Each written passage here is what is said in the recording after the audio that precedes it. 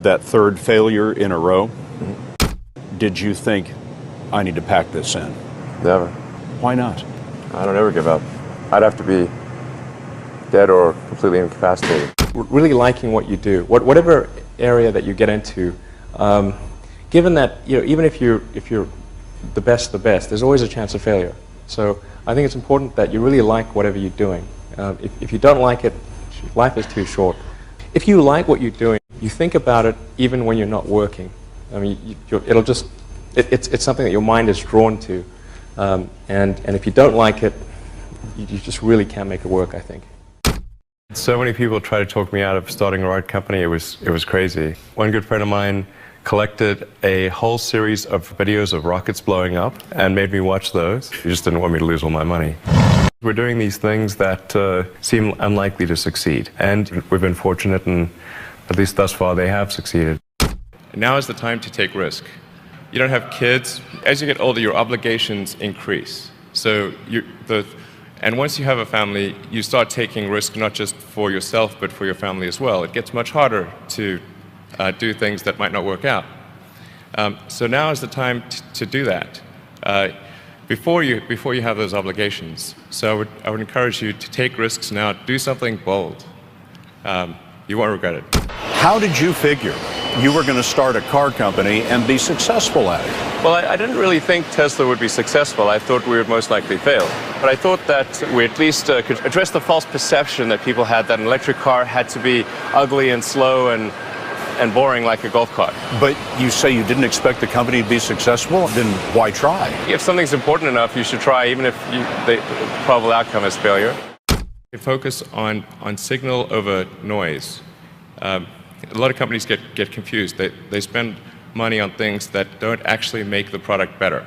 For example, at Tesla, we've never spent any money on advertising.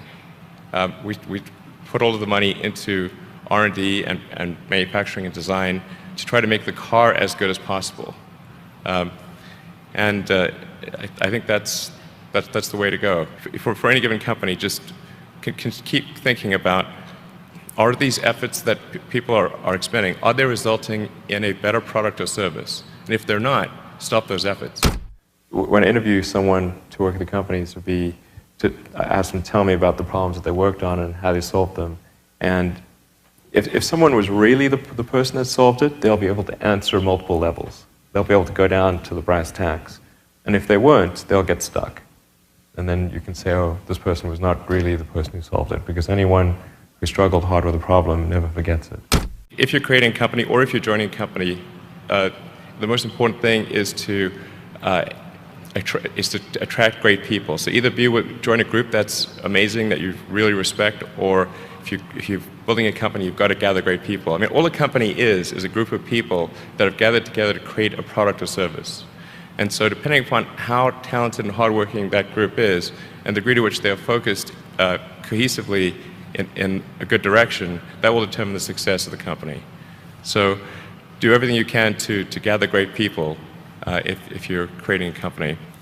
You've got to make sure that whatever you're doing is a great product or service. It has to be really great. And I go back to what I was saying earlier, where if you're a new company, I mean, unless it's like some new industry or new market that, if it's an untapped market, then you have more ability to, the standard is lower for your product or service. But if you're entering anything where there's an existing marketplace against large entrenched competitors, then your product or service needs to be much better than theirs. It can't be a little bit better, because then you put yourself in the shoes of the consumer and they say, why would you buy it as a consumer? You're always going to buy the trusted brand unless there's a big difference. So a lot of times, entrepreneur will come up with something which is only slightly better. And it can't just be slightly better. It's got to be a lot better. Depending upon how well you want to do, and particularly if you're starting a company, you need to work super hard. So what does super hard mean? Well, when my brother and I were starting our first company, instead of getting an apartment, we just rented a small office and we slept on the couch. And we showered at the YMCA, and we're so hot up, we had one computer. So the website was up during the day, and I was coding at night. 7 days a week, all the time.